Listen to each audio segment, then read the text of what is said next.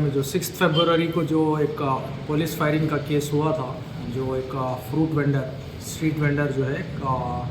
उसके पैर पे जो फायरिंग का केस हुआ था, उसके ताल्लुक से जो है कर्नाटका प्रांत रहित संघ और CPIM के लीडर्स का डेलीगेशन जो है यूनाइटेड हॉस्पिटल में उस पेशेंट से मिलने के लिए गया था। बड़े अफसोस की बात है कि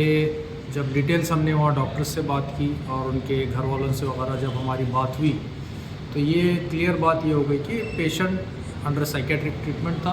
और हाइपरटेंशन पेशेंट है। और उसी इसमें जो है उस आदमी ने गुस्से में एक जिससे जो फ्रूट काटने वाली नाइफ़ होती है, वो नाइफ़ लेकर जो है रोड पे कुछ गड़बड़ कर रहा था। हाँ, लेकिन ये है कि वो किसी को इंजर्ड नहीं किया, किसी के ऊपर हमला नहीं किया, कुछ नहीं किया। लेकिन वहाँ पे पुलिस ने जिस तरीके से उस सिचुएशन में काम किया है वो बड़ा क्वेश्चनेबल है। जहाँ पे लगभग करीब 20 के करीब पुलिस वाले खड़े थे, तो 20 के करीब पुलिस वाले रहने के बावजूद एक छोटी सी चाकू, एक फ्रूट काटने वाली चाकू लेके एक जो इंसान खड़ा है उसको काबू करने में नाकाम होते हैं और सिचुएशन को इस तरीके से सीरियस कर बताते हैं कि भाई कि उस आदमी पे फायर किया जाता है। बड़ी शॉकिंग बात या बड़ी एक एक्स्ट्रा जुडिशियल एक्शन बोलिए, क्योंकि जो क़ानून के जो प्रोटोकॉल्स हैं प्रोपोर्शनेट यूज़ ऑफ फोर्सफुल के हैं। प्रोपोर्शनेट यूज़ मतलब सिचुएशन का जैसा रिक्वायर्ड है उसके अकॉर्डिंग फोर्स यूज़ करने का एक प्रोटोकॉल है। लेकिन यहाँ पे जब देखा जाता है, आप वीडियो को आप देख लीजिए गौर से, वो आदमी के ऊपर जो है टोटली 3 फायर किए गए हैं, जो हॉस्पिटल में अभी भी इस वक्त ज़ेरे इलाज है, जिसके वजह से उसका एक पैर भी काटा गया है। 3 फायर हो गए। 3 फायर में फर्स्ट फायर जो हुआ उसमें गिरा नहीं वो आदमी। सेकेंड फायर में जब गिर गया, ज़मीन पे गिरा, पुलिस उस पर लाठी चार्ज करना शुरू कर दी। वो खुद भी एक गलत एक्शन है, क्योंकि जो आदमी ज़मीन पे गिर गया वो ऑलरेडी कंट्रोल हो चुका है, सिचुएशन इज़ अंडर कंट्रोल, आदमी कंट्रोल हो गया। लेकिन वहाँ पे जिस तरीके से पुलिस वालों ने हरकत की, उस पर लाठी बरस रही थी नीचे गिरने के बाद, वो लाठी बरसते हुए सिचुएशन में भी जिस ऑफिसर ने जिस तरीके से लाठी बरसाते हुए पुलिसों को हटाकर जो फायर किया है, जो कि पॉइंट ब्लैंक रेंज पे फायर किया गया है, ये सरासर वो पर्सन के राइट्स वायलेशन है। ये इस तरीके की हरकत, ये जो ट्रिगर फ्रेंडली कल्चर जो है पुलिस का, ये सोसाइटी के लिए खुद एक थ्रेट है। जिस तरीके से सिचुएशन को ऑलरेडी काबू करने के बाद आदमी को अंडर कंट्रोल, जो ग्राउंडेड हो गया है इंसान, वो it is already under control. जो आदमी ज़मीन पे गिरा हुआ है, ज़मीन पे गिरे हुए आदमी के ऊपर गोली मारना, ये एक्स्ट्रा जुडिशियल एक्शन है। ये clearly excessive use of force बोला जाएगा। ये जो है it is not according to the situation, जो फोर्स यूज़ की गई है it is not proportionate to the situation, जो कि खुद कानून के ख़िलाफ़ जाती है बात। तो इसी के लिए हमने आज फिर से हॉस्पिटल का दौरा भी किया है और कर्नाटका प्रांत रहित संघ और एग्रीकल्चर वर्कर्स यूनियन और साथ में जो है CPM के लीडर्स जो विज़िट किए हैं, आज भी हम लोगों का ये डिमांड है कि जिस तरीके से एक ठेला गाड़ी चलाने वाले आदमी पे जिस तरीके से पुलिस का एक्स्ट्रा जुडिशियल एक्शन बोलिए या जिस तरीके से एक्सेसिव यूजेज ऑफ फोर्स जो हुआ है, जिससे आज वो आदमी अपाहिज हो गया, अब उसके परिवार का गुजारा कैसे होगा। तो इसके लिए हम डिमांड ये कर रहे हैं कि गवर्नमेंट वो सबसे पहले उस हॉस्पिटल का पूरा खर्चा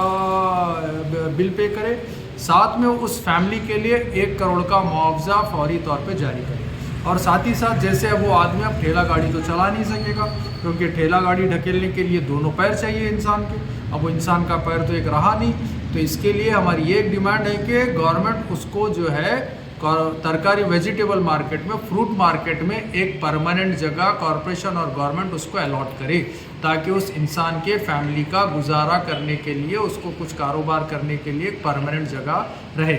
साथ ही साथ ये देखिए कि ये कोई पहला केस नहीं है जहाँ पे जिस तरीके से पुलिस फायरिंग की गई है। हम तो ये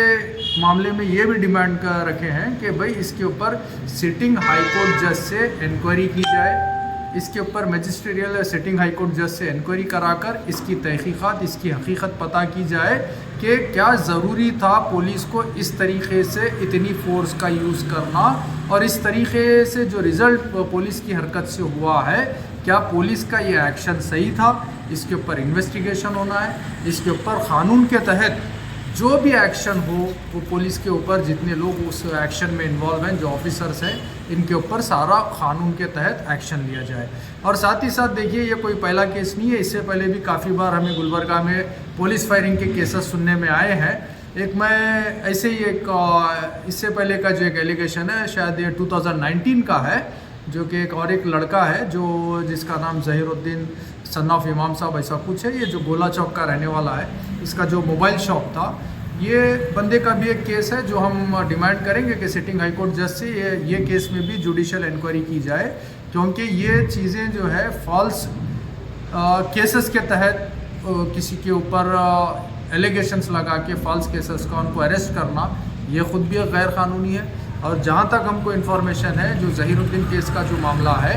उस बंदे का भी कोई पुलिस रिकॉर्ड नहीं था, कभी उसके ऊपर कोई केसेस नहीं थे। जैसे ये केस में है, जो अभी सुपरमार्केट केस में है, इस आदमी के ऊपर भी, इस बंदे के ऊपर भी कभी कोई पुलिस केस नहीं रहा है, ना कभी कोई पुलिस रिकॉर्ड है, ना कोई क्रिमिनल रिकॉर्ड है। हाँ, अगर कोई हैबिचुअल ऑफेंडर है, क्रिमिनल है, उसके ऊपर पुलिस कुछ उसको कंट्रोल करने के लिए इस तरीके से फायर करती है, तो शायद कहीं बात मानी जाए, वो भी कि जब वो ख़तरा बना है पुलिस के लिए या सोसाइटी के लिए ख़तरा बना है तब। लेकिन जिस तरीके से एक्स्ट्रा जुडिशियल एक्शन जो पुलिस के होते हैं, ये कोई पुलिस स्टेट नहीं है हमारा, ये डेमोक्रेसी है। सुप्रीम कोर्ट का भी क्लियर ऑर्डर है, क्लियर डायरेक्शन है, India is not a police state for this aggressive actions of police. ये कोई पुलिस स्टेट नहीं है, ये डेमोक्रेटिक स्टेट है। पुलिस भी कानून के तहत चलना है, पुलिस कोई कानून के ऊपर नहीं है यहाँ पे। मैं इसलिए ज़हीरुद्दीन का केस बता रहा हूँ, या इस तरीके सुपरमार्केट केस का इसलिए बोल रहा हूँ कि ये सारे केसेस को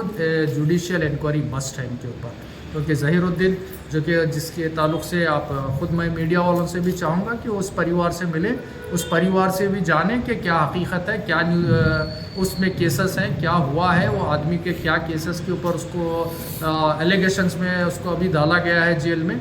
जहाँ तक हमको इन्फॉर्मेशन है, he was a network engineer, वो कहीं अब्रॉड जॉब करता था। वो इंसान जब गुलबर्गा आया, आके अपना यहाँ पे कुछ मोबाइल शॉप डाला था, मोबाइल सर्विसेज का,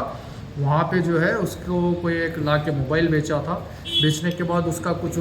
चोरी का केस है, ऐसा कुछ आया। आने के बाद उस बंदे को पुलिस लिख जाती है और बाद में पता चलता है कि भाई उसका जो है शूट आउट हुआ है, उसके साथ उसको गोली लगी है। और उसके बाद ऑल ऑफ ए सडन पता चलता है कि जिस बंदे के ऊपर कभी कोई केस नहीं था, गोली लगने के बाद ऑल ऑफ ए सडन उसके ऊपर अनगिनत केस दाखिल हो जाते हैं। ये इन्वेस्टिगेशन का मामला है, ये ह्यूमन राइट्स वायलेशन का मामला है, पर्सनल राइट्स के वायलेशन का मामला है। तो हम यही डिमांड करते हैं, कर्नाटका प्रांत राइट संघ से हम ये डिमांड करते हैं गवर्नमेंट से कि ये जो अभी सुपरमार्केट में जिस तरीके से हरकत की गई है पुलिस की, ये हरकत के ऊपर फौरी तौर पे गवर्नमेंट इसके ऊपर जो है 1 करोड़ रुपए मुआवजा दे वो फैमिली को, और उसके परिवार के लिए, उस आदमी के परिवार के लिए जो है एक जगह अलॉट करे, कारोबार करे के लिए उसको शॉप की जगह अलॉट करे, और जो हॉस्पिटल का जो सारा खर्चा है ये गवर्नमेंट पे करे। और साथ ही साथ जो है इसके ऊपर एक सिटिंग हाई कोर्ट जज से इसकी इंक्वायरी करनी चाहिए। और साथ में हम ये यहाँ से क्लियर करते हैं कि हम पुलिस कमिश्नर को इसके ऊपर अपना मेमोरेंडम्स वगैरह सबमिट करके सारी तफसीलात बात करेंगे, और हम वीक टू 10 डेज़ टाइम देंगे। अगर इस टाइम में सारे डिमांड्स फुलफिल नहीं होते हैं तो फिर ये तय है, कर्नाटका प्रांत राइट संघ किसान सभा जो है गुलबर्गा में पुलिस एक्शन के खिलाफ ये जो हरकत हुई है, बड़ा धरना, फिर यहाँ से हम एहतजाज बड़ा शुरू करेंगे। Thank you.